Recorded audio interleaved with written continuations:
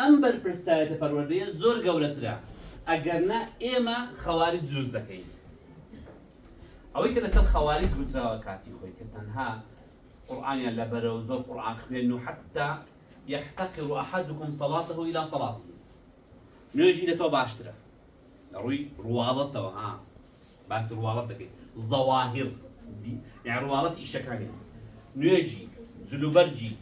بۆ پیاوان سەر و ڕیشی بۆ کچان لچک و جبەکەی یعنی زۆر لە تۆ خۆشترتر و جوانتر ڕواڵەتەکەی بەس خلوقی ئەوەنی ئەو خلوقی کە ئێمە دەمانەوێت هەیە خلوقی دین و مسلمان و قورئان نییە و ئەم خاڵە ڕایان بە تایبەتی خوشکە لە ڕەگەزی مەینەدا زۆر جار بەدی دەکرێت یعنی یەکێک لە گرفتەکاندا لە ناوەندەکانی ئەکادیمی لە ناو زانکۆکاندا زۆر جار دەبینی ئەم غیل و غەش و حەقد و بغز و غەرەز و مونافەسەی ناشەریف لە بەینی دوو کچی حیزاب لەبەردا کراوە لە بەین دوو سفردا ڕووی نەداوە. ئەمە چییە؟ ئەمە لایەنی پەیوەندی بە لایەنی دەرونی پەروەردەییەوە هەیە یعنی قورئانی خوێندووە زۆریشی خوێندووە بەڵام ئەم بەرپرسایەتەی دەگران هەڵ نەجداوە لەسەر شانی کە بە تەواوی ڕابهێنرێ و فێر بکرێت. بۆیە تۆ ئەگەر ئەوەندەی لە خەمی ئەوە دای کە ئەو منداڵە ئاراستە بکەی ئەوەندە لە خەمی ئەوەدا نەبیت قورئانەکەی پێ ختم بکەیت. زۆر جاری وایە هەیە پەلە دەکەن لە خوێندنەوەی قورئان زۆر خێرا خێرا خێرا بەس بڵێ قورئانی ختم کردەوە ئاهەنگێکی خنجرانی بۆ دەجێڕ بڵێ قورئانی ختم کردەوە بەس ڕەوشی قورئانی تدانی باشتر وایە درەنگتر ختمی بکە بەڵام زۆرتر تەطبیقی بکە. ئەوەی کە عەبدوڵای کوڕی مەسعود خواڵی ڕازی بەدەی فەرموو ئێمە دە ئایەت فێری قورئان دەبووین لای پێغەمبەری خوا صلی الله علیه وسلم ئەم دە ئایەتەمان دەبن لە ژیانماندا جێبەجێمان دەکرد ئەنجا دە ئایەتیکە فێر دەبووین. ئێمە دەڵێن جوزوت زوبا بخوێنێ ختمی کە فێری بێ مەقامات تەواو بکە ئاوازەکانی خۆشکات ئەنجا دوو ڤیدیۆ بکات و ڕیکلایم بۆ بکرێ نابناسرێ لەبەر ئەوەشە طبعاً کە هاتووە لە ئەثەردا کە ڕیابازەکانی ئومەتی محەممەد صلی الله علیه وسلم چێن زیاتر قورئان خوێنەکانی یعنی ڕیایی زیاتر لە قورئان خوێنە دەردەکەی ئەو بابەتە پەروەردەیەکەیە. بۆیە تۆ دەبێت زۆر لە گرنگی ئەوە داوی کە ئەو منداڵی کەرێتە بەردەستی تۆ بە نمونە سەیر دەکات با ڕۆشت و ئاکار و هەڵسوکەوتی ئەولەویەتی هەبێت بەسەر دەوروبەرەتدا. منداڵێک لە عائیلەیەک ڕێکەوتە مزگەوت ئەو باس وردایەک بۆ دەکەم لە ساڵی 95 لەیەکێک لە مزگەوتەکان ڕوویدا لە عائیلەیەک بوو بە ژیانی نوێژیان نەکردو گەورەکانیان لەگەڵ برادەرێکی هاتە مزگەوت دەرسی قورئان هەبوو لە مزگەوت وتمیش دێم پێ دەبوو پێیان گوتومە ئەگەر قورئان بخوێنی لە مەکتەب لە عەرەبی زیرەک دەبی. جا مەجموعەیەک تەڵەبە هەبوون داهاتە مزگەوتەکان کاتی خۆی لە بنەماڵەی دیندار نەبوون تەنها بۆی لە عەرەبی لە مەکتەب باش بن. وەڵام ماوەیەک دەرسی خوێند دوایی دوو ڕۆژ بزر بوو پرسیاریان کرد مامۆستاکانی مزگەوت تیان وەڵا نەخۆش کەوتووە. مامۆستاکانی مزگەوتیش سەردانیان کردن وتیان مادەم هاتوو دەیناسی با بڕۆین لێی پرسین چون ماڵەکەی ماڵەکە لایەن سەید بوو. دوایی کاری زۆر کاری تێکردن باوکی منداڵەکە هاتە مزگەوت و دەستی بە نوێژ کرد. یەکەم جار نوێژ دەکەم لە ژیانم یعنی لە بنەماڵەیەک بوون یەک لە تەبەقەکانی کۆمەڵگان ئەو بنەماڵانە کە بە قەت نوێژمان نەکردووە بەس لامان سەیر بوو یعنی ئەمە منداڵی ئێمە ڕەفیقی هەیە برادەر تا ئێستاش توانە بۆ کەسێک بێ خۆشیوە سەردانی بکە یعنی سەرسام بووی لە ماڵێکە ئەو گەنجە گەورانە بە تەمەنانە مامۆستاکانی هەم تەمەنی 22 ساڵ و 23 ساڵ منداڵەکەش تەمەنی 11 ساڵ بوو. ئەو هەموو گەورە پیاوانە هاتوون سەردانی منداڵە دەکەون چێ نەخۆش بوو. ئەوە حیات المەریضە کە پێغەمبەری خوا صلی الله علیه وسلم باسی کردووە حەقی موسڵمانە سەر موسڵمان مە هیچمان نەکردو تەنها بەوە هاتووین. ئەو پیاوە کە باسی دەکەم ساڵی ڕابردوو چوو بۆ حەج بە بۆنەی حەج چوو مەکنی دەیگوت دەیجێڕاوە دەیگوت ئێستاش مەمنونی ئەو گەنجانەی مزگەوتم کە ئێمەیان هێناوە سەر ڕێڕاست. طبعاً هەموو عائیلەکەی چۆ حەج و چوون دیندار و نوێژ کرد و بەهۆی تەنها یەک سەردانی منداڵێکی نەخۆش کە هەفتەیەک هاتووە دەرسی قورئانی خوێندە لە مزگەوت. بۆیە ئەمە پیدەوتێ ڕەوشتە قورئانیەکان کە تۆ زۆر جاران کە دەبێت لەو بنکانە زۆر بایەخی پێ بدرێت زیادە بەردەوام قورئان خوێندن و قورئان لەبەرکردن و لەگەڵ کەمی وەسایل. تۆ ئێستا الحەمدوللیلا بنگە و بارەگا هەیە، مصحەف و جوزوو و وەرەقە لەبەردەستە، ئامێری زیرەک و کۆمپیوتەر و مۆبایل هەمووی فەراهەم کراوە، کەواتە تو ئێستا زۆر ئاسانتر دەتوانانی ئەو کارە بکەیت و بەردەوام بی لەسەری و لە خۆت ڕازی مەبە بە کەمتر لە 3 ڕۆژ 4 ڕۆژ کە لەو بنکانە دەرست هەبێت، نەک تەنها وەکو ئەوەی کە بە خاتر فڵان کەس و فڵان کەس تەکلیفی کردو و کەم دەچم، چونکە ئەو گەورەی فێرکردنی قورئانە بنی نایەت و سەدەقەیەکی جاریە و بەردەوام.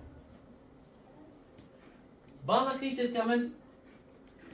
زۆر لێی دەترسم کە لەو بنکانە هەندێک جار ئیهمال دەکەیت، یعنی وای لات تۆ بایەخدانێکی زۆر بە ئیجازات، بە قیڕاعات، بە حەڵقات، بە دەرس خوێندن، بە دەنخۆشکردن، بە مەقامات، بە ئاواز، بەڵام خەریکە ڕۆحی لەبەردانامێن. قورئان کە پێغەمبەری خوا صلی الله عليه وسلم کە وەصف کراوە، خوای گەورە وەصفی کردووە وإنك لعلى خلق عظيم. خوای گەورە بە گەورەی خۆی شایەتی بۆ ڕەوشتی پێغەمبەری خوا گەورەترین ڕەوشت کە هەبێ لە پێغەمبەری خوادا بوو. کە دەڵێ ڕەوشت یعنی هەڵسوکەوت و ئاکار و قسە و گفتاری و ڕۆیشتنی دانیشتنی کۆمەڵایەتی سیاسی، ئابووری، ناوخێزانی ناوخەڵک، هەموو شتێکی. عائشە خوای ڕازی دەیفەرموو کانە خولوقه القورئان. ئەم ڕەوشتە گەورە و جوانەی کە پێغەمبەری خوا هەیبوو صلی الله عليه وسلم لەکوێ هێنابوو؟ کانە خولوقه القورئان، لە قورئان هێنابوو. بەڵام ئێستا وانی طبعا کە دەڵێ وانی معناوە نییە هەمووی وانیە، بە نمونە وانی سندانێک وانی. حافظ قورئانە تەبیعاتی زۆر ناخۆشە، حافظ قورئانە قسە ڕەقە، حافظ قورئانە مرد شمۆن و تووڕەیە، حافظ قورئانە زۆر يعني كنارجيرة دورة لخلق تكالي خلق نابي، حافظ قرآن زمان شرع، حافظ قرآن دست وشينو لمن ضال دا هم وانا أما البرسالة البروردية ما مصلحني برز تو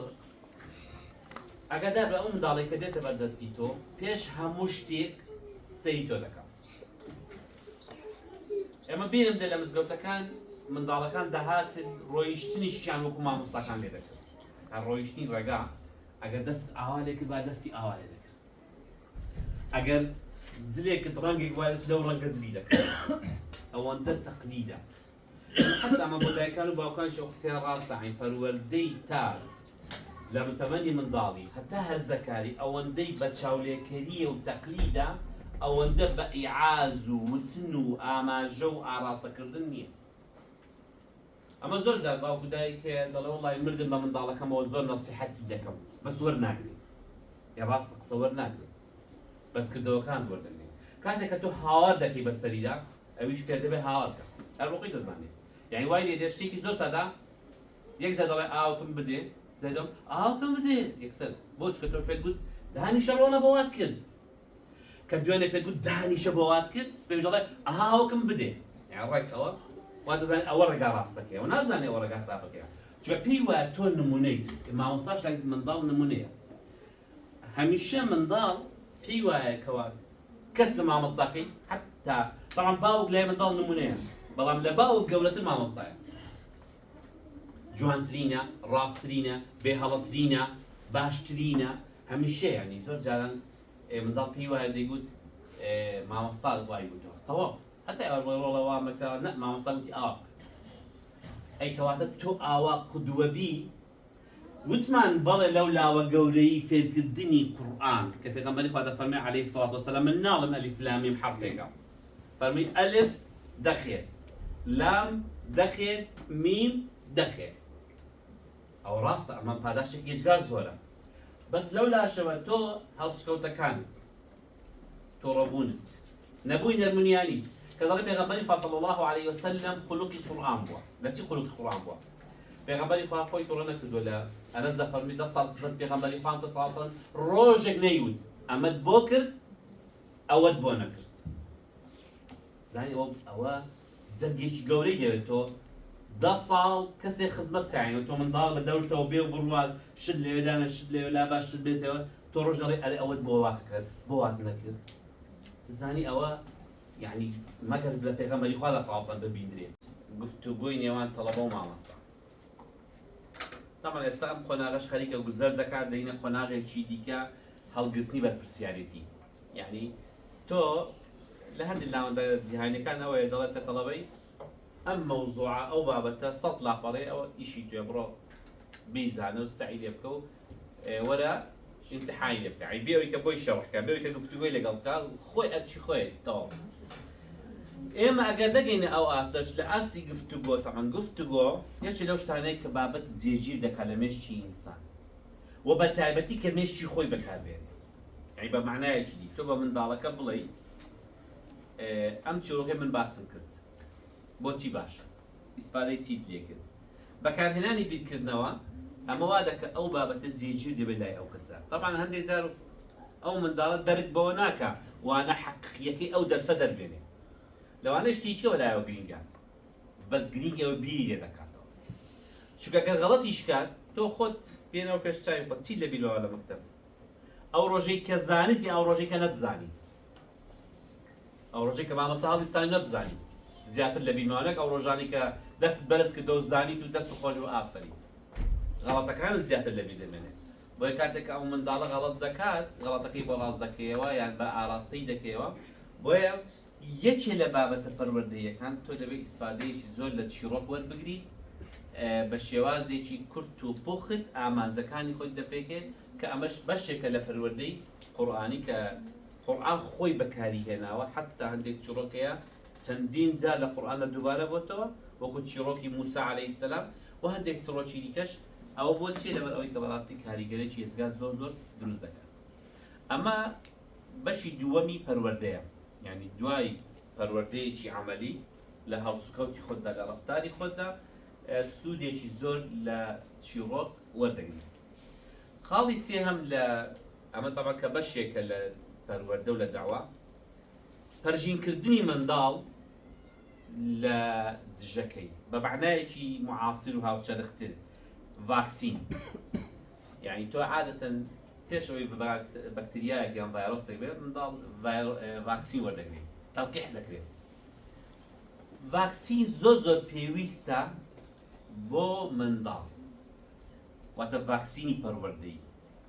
ئێمە دەزانین کەوا منداڵ بە کۆمەڵێک خۆناغ گوزەر دەکات بە تایبەتی لە سەردەمی ئێستاماندا. تۆ دەبێت لانی کەم پەرژینێکی بۆ بکەیت بۆی لەو شتانە پاس بیت.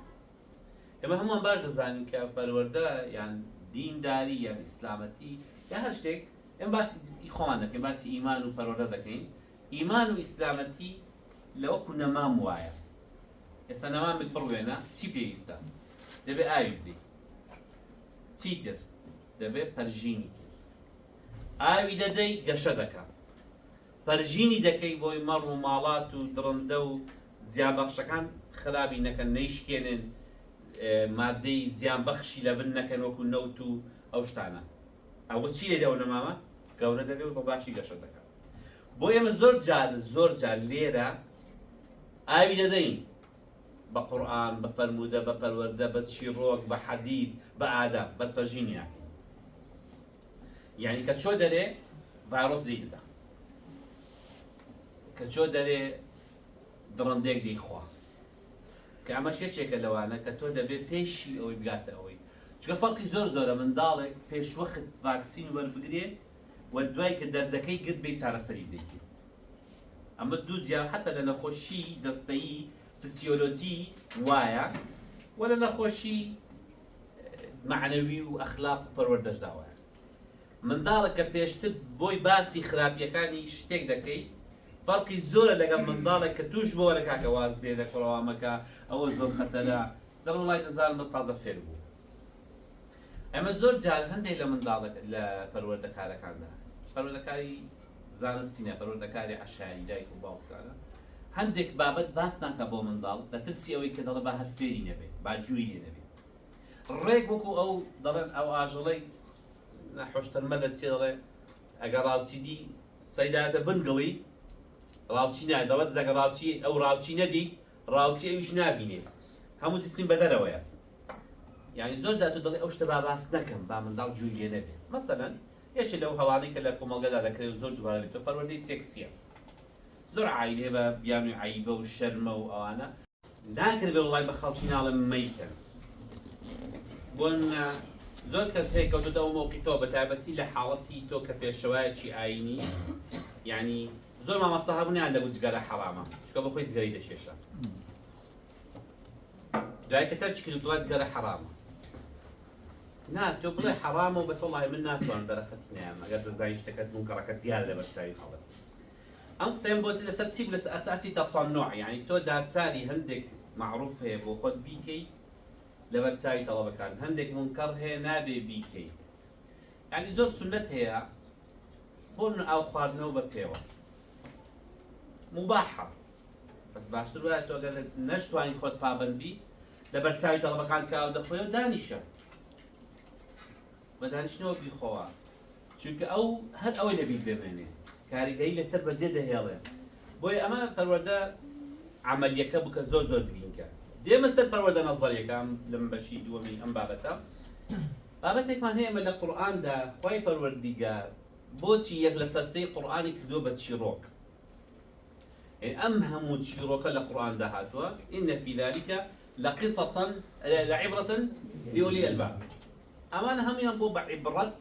و پەروەردەی چیرۆک ڕوودا و بەسەرهات کاریگەریەکی زۆر زۆری هەیە بەسەرتاک بە تایبەتی بەسەر منداڵ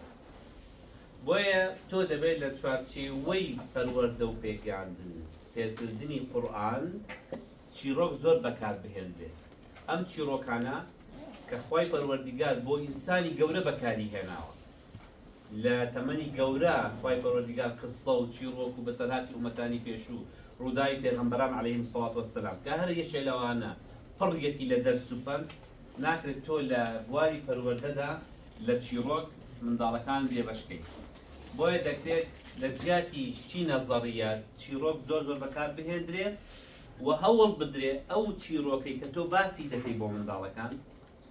وانەکانی خۆیان دەریبێنن چکە زۆربەی کتێبەکانی چیرۆک لە دوای خۆی دەڵێ وانەکانی ئەم ڕووداوە ئەم بیرۆکەی کە ئێمە منداڵی لەسەر پەروەردە دەکەین تەمەتا ئێستاش لە بنکەکانی تەحفیز و مەدرسە دینیەکان و ناوەندە ئیسلامیەکان و ئەو شوێنانە زۆر ئیش لەسەر تەلقین دەکەین تەلقین یعنی قسە بۆکردن قسە بۆکردن بەڵێ کاریگەری خۆی هەیە بەڵام پێویستە ئەو کەسە سحری قسەی هەبێت یعنی کە من دە کەسمان هەبێت بە قسە ئاراستی خەڵک بکە لەوە لەو دەکەسە دوو کەسیان زۆر زمانی پارا و ڕەوان و قسە زان بێ بتوانێت کاریگەری دروستکە بەڵام هەر شتێک کاریگەری نییە هەر وەکەوەی کە دەبین جومعان لە مزگەوتەکان ڕوودەدات لەوانەیە لە 50 وتاربێژی مزگەوتەکان 10 وتاربێژ خەڵک گوێی لێ بگرێ و ئیسفادەی لێ بکە کەواتە دەینەوە سەر ئەو ئەنجامەی کە تەلقین پێویستی بە سحر هەیە بۆی کاریگەر بێ بۆیە پێغەمبەری خوا دەیفەرموو عەلەیهی سەڵاتو وەسەلام ئینە من البەیانی لەسیحرە قسەی ڕەوان و پارا و سحرێکی هەیە کاریگەریەکی هەیە حتا ئەوەی کە لە بەرامبەر پێغەمبەری خوا دەیانکرد صلی الله علیه وسلم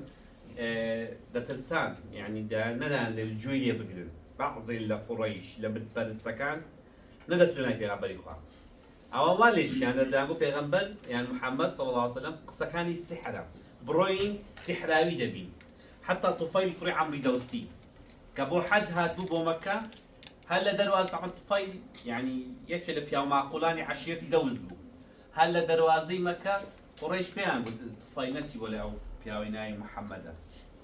هەر قسەت بۆ بکە سحرت لێ دەکە توفەیل دڵ ئەوەندە منیان ترسان بووم بتم لەکوێ وتە ها ئەوە تەلەفەنای کەعبەیە دەیگو ئەگەر چوم تەوافم دەکرد خۆم دوور دەگرت دوای بۆ خوا لەوانەیە گوێم لە قسەی بێ سحرم لێ بکە هەستم دوو پارچە پەمەم لە گوێم ئاخنی بۆی گوێم لە قسەکانی محەممەد نەبێت ئەوەندە ترسابم لە قسەینەوە قسەکانی سحرم لێ بکە طبعا دوای چەند ڕۆژێک ئەنجا دوای وتی وەڵی دەبا بچمە من پیاوێکی زمان زان و شعر زانم خۆ ئەوەندە کاریگەری نییە قسەکانی با بچم چێ دەڵێت چوم یەک پەمەم لابر یەک گوێچکەم تۆ ڕاست لە توی داوای پێغەمبەرەکەت بێ چت پێیە هەندە قورئانی بۆ خوێنمەوە ئەوەندە کاریگەر بوو لا ئێرادی پەمۆی گوێیەکەی کەشم دەکەنە طبعا لەوێ موسڵمان دەبێت توفەیلی کوڕی عەمری دەوسی ئەم کاریگەریە سحریەی قسە بۆ کەسێکە کە زمانێکی پارا و شارەزا لە بەلاغەت لە ئەدەب لە شعر لە قسەی نەستاق ئەنجە دەتوانن کاریگەر بکات کەواتە بۆ هەموو کەس تەلقین باش نییە تلقين يعني ئاراستن بۆیە لە پەروەردەی مەکتەبدا ئەخلاق و ڕەوشتی خراپ بکەی لە دەرەوە کە تووشی دەبێ ڕێ لە هەموو ئەوانە بگریت هەندێک لەوانە بە پچڕاندنی پەیوەندیە بۆ نمونە خەتی ئەنتەرنێت سۆشیال میدیا ئامێری زیرەک هەموو ئەوانە یعنی دەبێت ئێمە بەتابەتی بکەکانی تەحفیزی قورئان یعنی لەگەڵ عائیلەکان لەسەر خەت بێ من گلەیم هەیە لە هەندێک بکەی تەحفیزی قورئان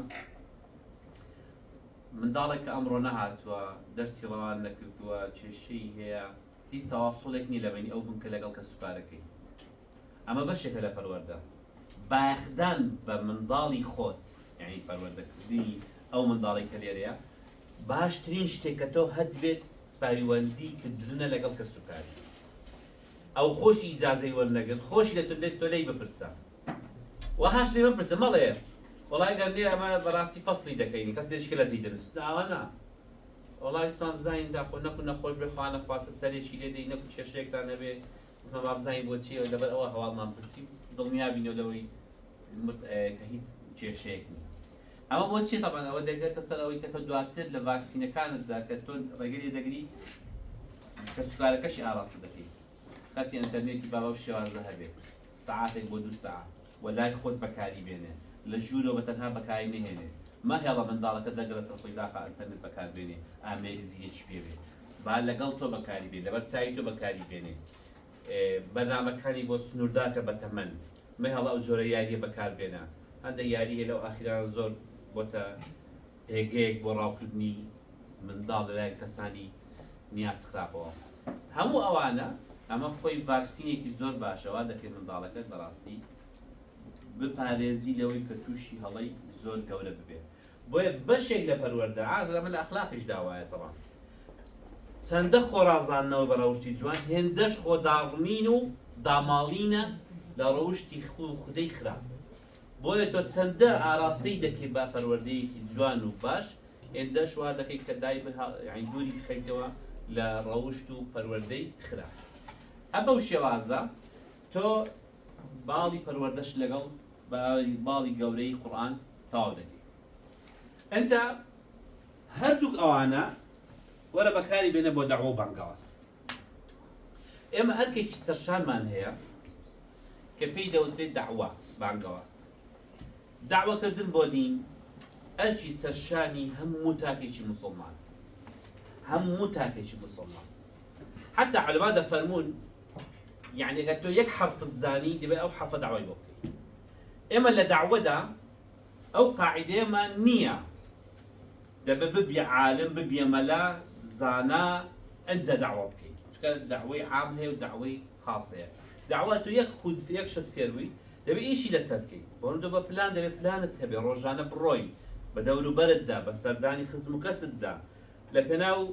خزمەتی و سەردانی لە پێناو داوەدا بێت لێپرسینی لە پێناو داوەدا بێت بەسەرکردنەوەی لە پێناو داوەدا بێت هەممی گەورەی تۆ داوە و بانگەوازە کامە یەکێکە لە کەمتەر خەمیەکانی ساڵانی 2010 بە دواوە کە کەمترین داوە ئێستا لە کوردستان ئەنجام دەدرێت بۆ وای لێ هات طبعاً ئەمە هۆکاری زۆرە بەڵام دیارترینیان ئەوە بوو کاتێک کە داوە و سیاسەت تێک هەڵچێش بوون